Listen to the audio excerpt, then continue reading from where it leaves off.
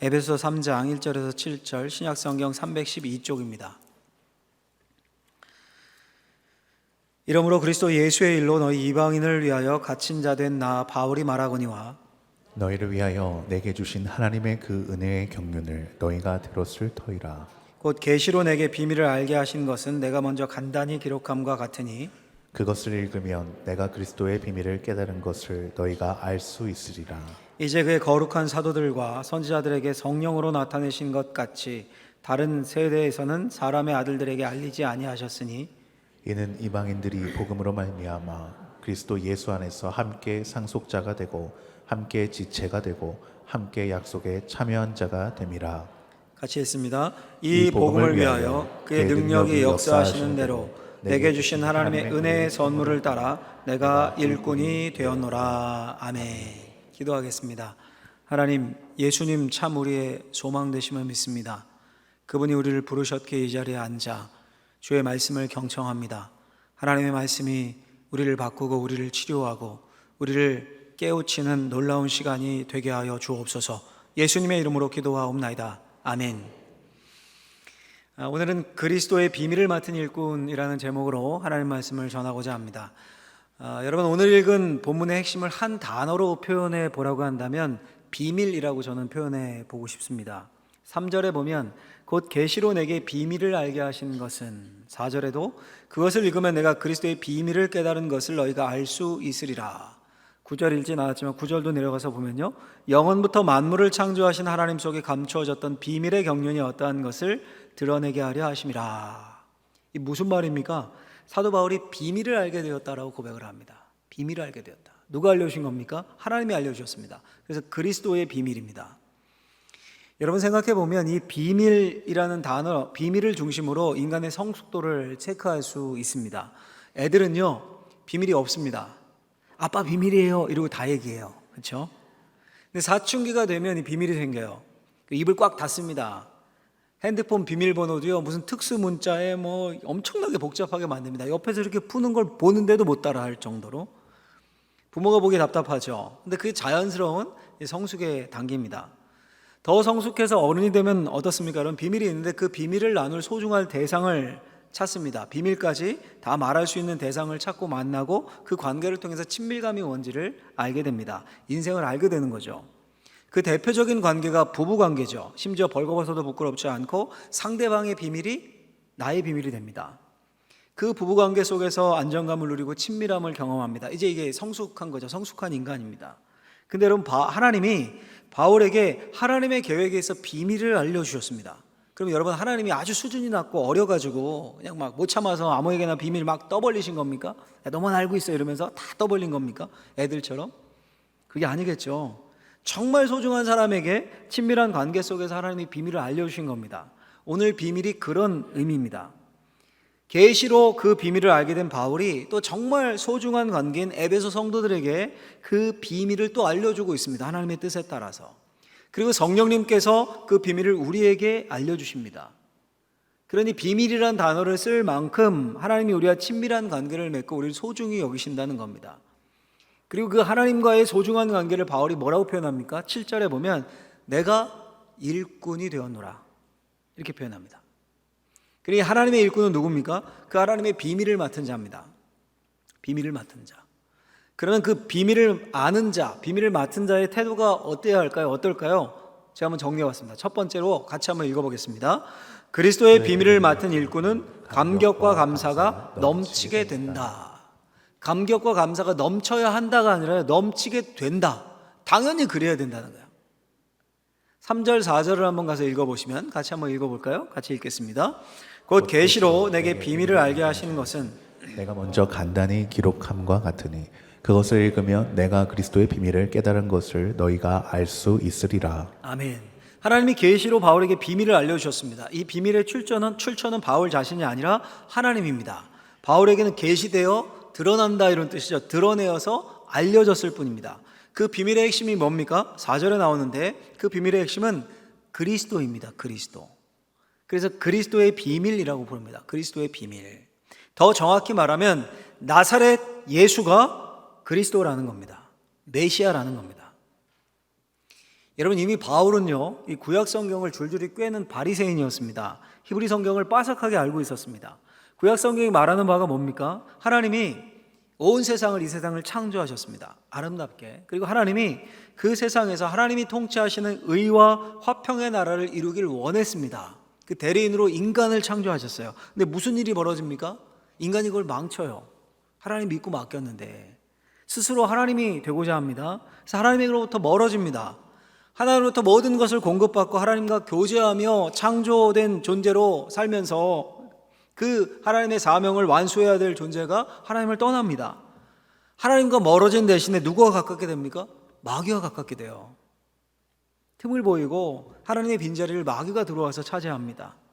사탄은 거짓말로, 이간질로, 더러운 일로 인간의 삶을 파괴했습니다. 인간 안에 있는 부패한 성품이 인간을 지배하게 되었습니다. 하나님이 인간에게 주셨던 의와 희락과 화평이 다 깨져버렸습니다. 한마디로 말하면 인간이 비참해진 겁니다. 비참해졌어요. 그 비참한 인간은 결국 죽을 수밖에 없습니다. 영원한 형벌에 처해질 수밖에 없습니다. 근데 놀라운 비극은 그 당사자인 인간은 그 궁극적 운명을 모른다는 거예요.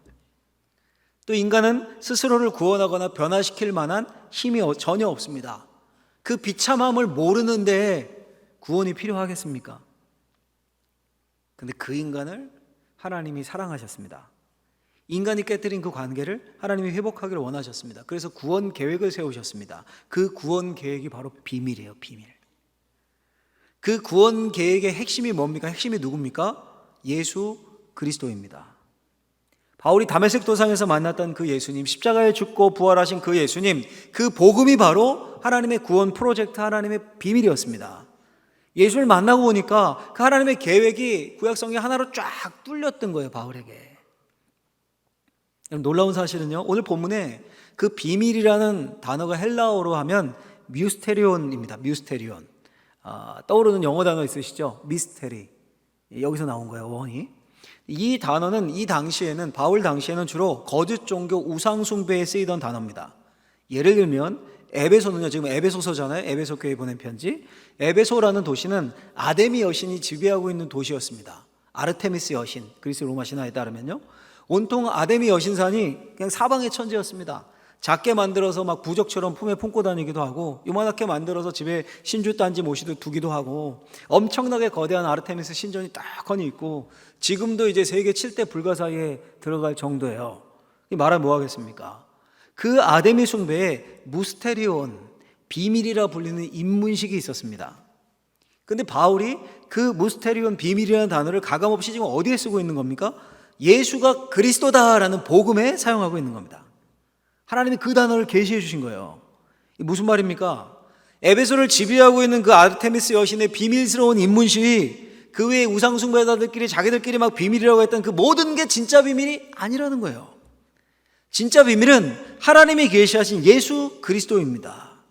예수 그리스도를 통해서만 하나님의 구원 계획이 완성됩니다. 그러니 비밀이랍시고 뭐야 우리끼리만 막 경탄하며 그 속에 들어가려고 막 기웃거리고 그랬던 아데미 여신, 그 외의 잡신들 다 웃기는 일이니까 집어치우고 오직 하나님이 허락하신 유일한 비밀인 예수 그리스도의 복음을 붙잡으라, 그렇게 말하고 있는 거죠.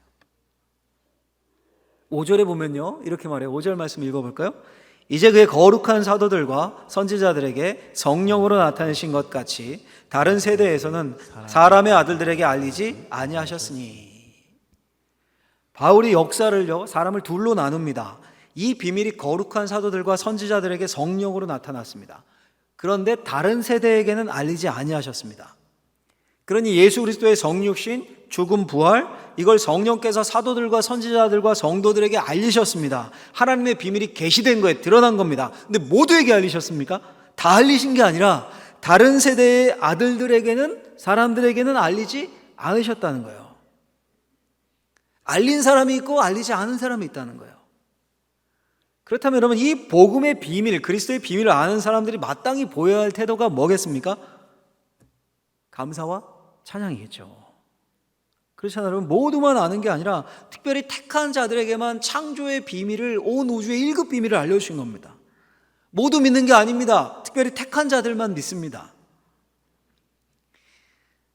제가 여러분 그 청년 사역을 좀 꽤 오래 했는데요.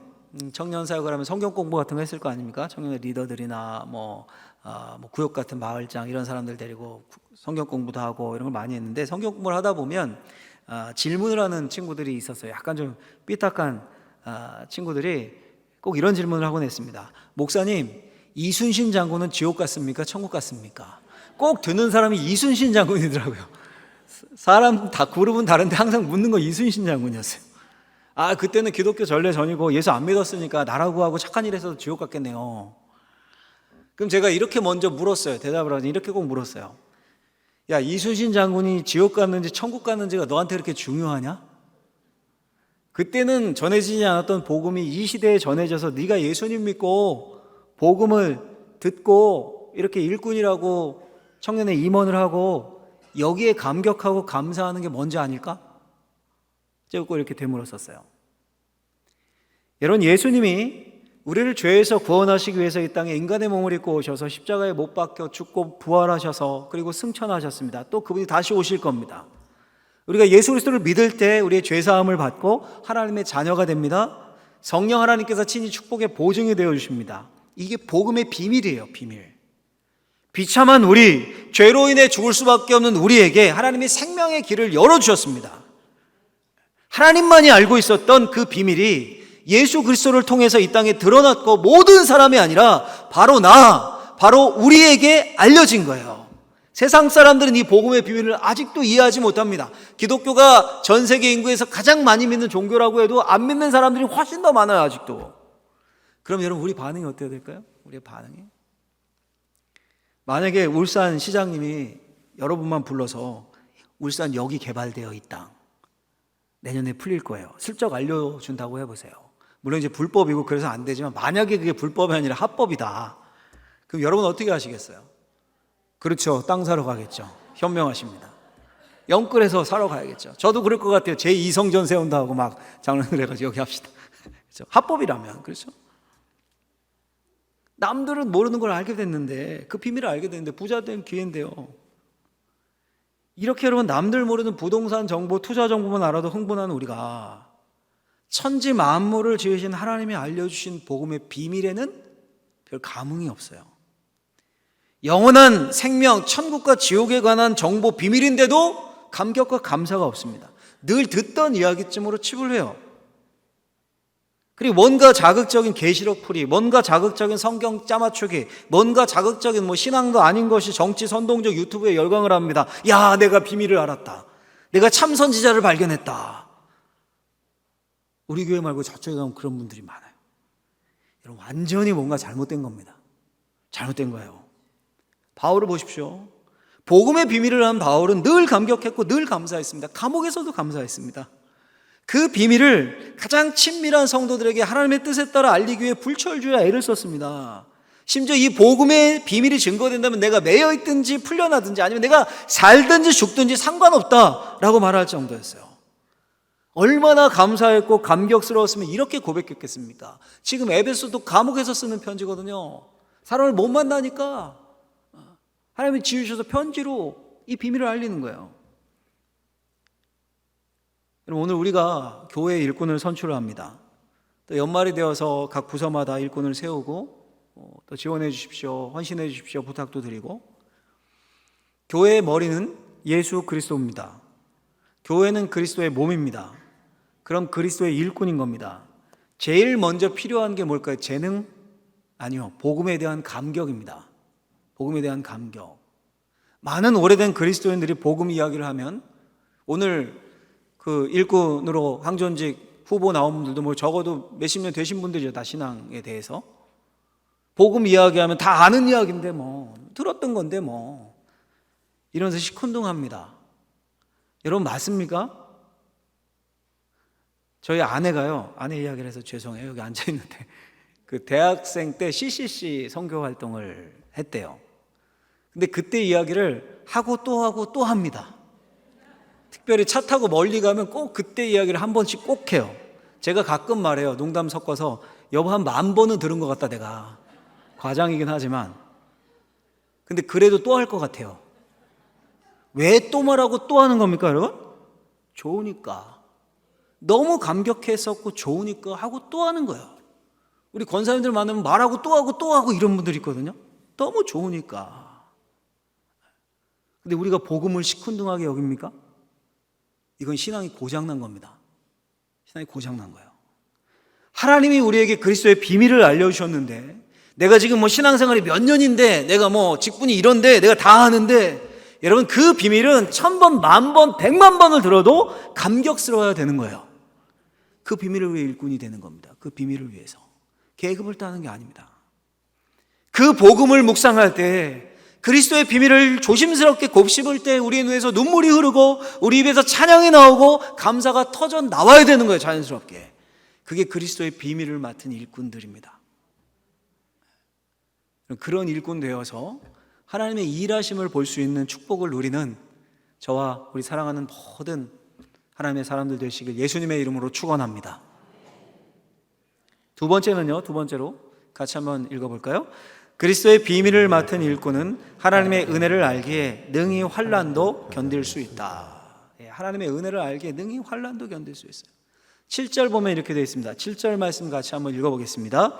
이 복음을 위하여 그의 능력이 역사하시는 대로 내게 주신 하나님의 은혜의 선물을 따라 내가 일꾼이 되었노라. 아멘. 무슨 말입니까? 바울이 그리스도의 비밀, 복음의 비밀을 자신과 같이 부족한 자에게 맡기셨음을 깨닫고 너무도 감사합니다. 이 복음을 위하여 하나님의 은혜의 선물을 따라 내가 일꾼이 되었노라. 감탄과 감사죠. 자기와 같이 부족한 자에게 하나님이 자신의 크신 계획을, 그 핵심 비밀을 알려주셨습니다. 복음의 비밀을 그래서 깨달았습니다. 그리고 그 깨달은 비밀을 또 다른 믿음의 식구들에게 지금 편지를 써서 알려주고 있습니다. 그 사명을 하나님이 주셨습니다. 그 일꾼 삼아주심이, 그 놀라운 은혜가 무엇과도 바꿀 수가 없습니다. 14절 보면 이렇게 말해요. 내려가서 보면, 그러므로 너에게 구하노니 너희를 위한 나의 여러 환난에 대하여 낙심하지 말라. 이는 너희의 영광이니라.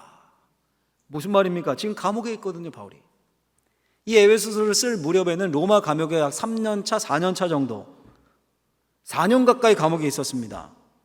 큰 환난과 어려움이죠. 여러분, 우리가 4년 동안 감옥살이 한다고 해보십시오. 죽을 맛이죠.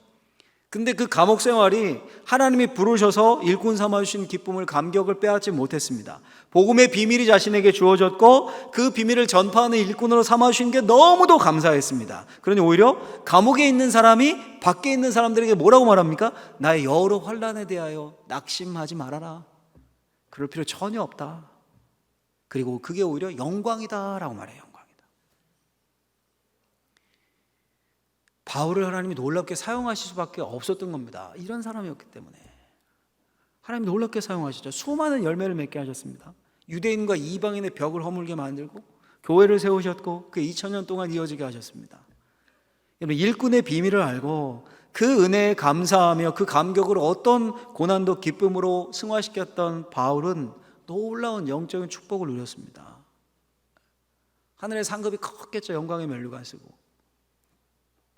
그럼 여러분, 이게 바울만의 특권이겠습니까? 하나님 우리도 부르신 거예요. 복음을 듣게 하셨습니다. 복음의 비밀인 예수 그리스도를 알게 하셨습니다. 하나님의 비밀 공동체인 교회가 되게 하셨어요. 우리가 교회예요. 그리고 사명을 주셨습니다. 여러분, 그 사명을 절대로 우습게 여기시면 안 됩니다.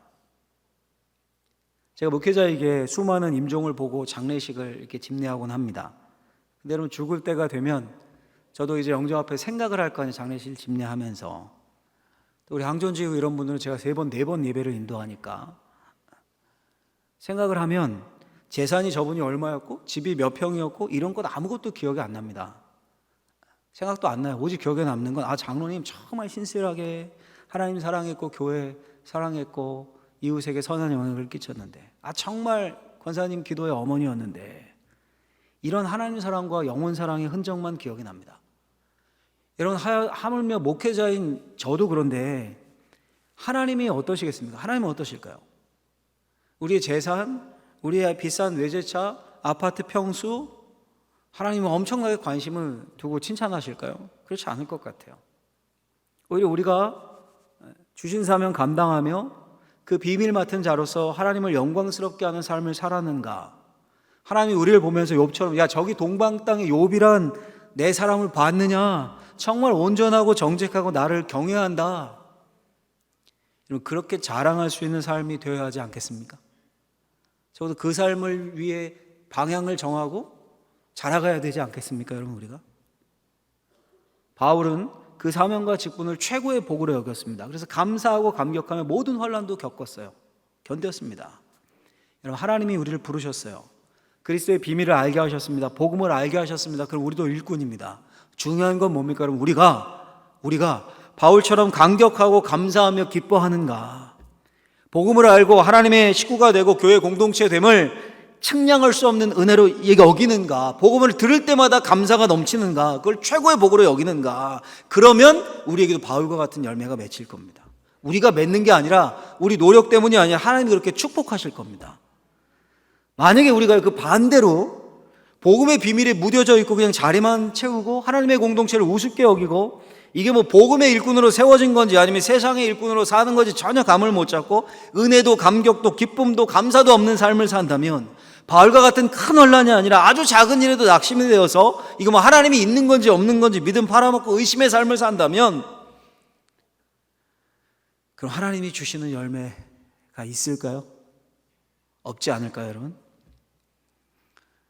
이제 3주에 걸쳐서 이달에 교회 일꾼으로 선출되는 우리 항존직들, 그뿐 아니라 우리 모두 마찬가지입니다. 내년에 헌신을 다짐하시는 모든 일꾼들 간절히 바라건대 우리가 바울처럼 복음의 비밀을 한 나는 하나님의 일꾼이다라는 자부심으로, 그럼 자연히 뭐가 나와야 됩니까? 감격과 감사가 나와야 돼요. 어느 자리에 있든지 그렇게 섬길 수 있는 저와 여러분들이 되길 예수님의 이름으로 축원합니다. 설교를 맺으려고 합니다. 바울은 좀 너무 위대하고 정말 우리가 범접할 수 없을 것 같아서 우리와 가까운 우리나라 신앙의 선배 중에 하나님의 일꾼을 한번 소개하는 것으로 설교를 마치려고 합니다. 사진을 한번 보여주시면 유계준 장로님이라는 분이에요. 검정 옷을 입으신 분이 그 주기철 목사님이시고요. 그 옆에 있는 분이 유계준 장로님, 한 교회에서 섬기셨어요. 1879년 평안남도 안주에서 저분이 태어났습니다. 부유한 가정인데 아버님이 병에 걸리면서 약값으로 이제 재산을 다 탕진하게 됩니다. 그리고 아버지가 세상을 떠납니다. 할 수 없이 고향을 떠나서 평양에 와서 직장을 구하는데 소금 장수 집에 취직이 됩니다. 일을 잘했던 것 같아요. 주인이 잘 봐서 딸을 줘요. 그리고 장사도 물려받습니다. 수주받은 거죠. 그래서 이제 생활이 안정되잖아요. 생활이 안정되니까 그때부터 술에 빠져 살고 뭐 시장 휘젓고 다니면서 한량으로 삽니다. 근데 어느 날 저작거리 시장을 갔는데 마포 삼열 선교사님과 제임스 홀 선교사님을 돕던 한석진과 김창식이라는 분이 있었습니다. 이분들이 복음을 전하고 있는 거예요. 그걸 보고 관가에 고발합니다. 관가에. 그때는 불법처럼 되었었을 때니까요. 그래서 참수형에 처할 상황이 돼요. 이 둘이 막 참수형에 처하려고 그런 찰나에 고종의 어명이 도착합니다. 마포 삼열 선교사가 이 소식을 듣고 즉시 고종을 아련해서 어명을 받아온 거예요. 기적적으로 살아난 거죠. 한석진, 김창식이 두 분이. 근데 가만히 있는 게 아니라 다시 시장에 나와서 복음을 전합니다. 나는 복음 전하다가 단두대까지 올라갔던 사람입니다. 이렇게. 그걸 본 유계준이 깜짝 놀란 거예요. 뭐야 저 사람들 저거. 죽었어야 할 사람이 다시 나타났으니. 근데 또 그러고 있으니 얼마나 놀랐겠습니까? 그때서야 한석진이 나눠준 전도지를 받게 돼요. 그래 읽게 됩니다. 그리고 복음을 받아들여요.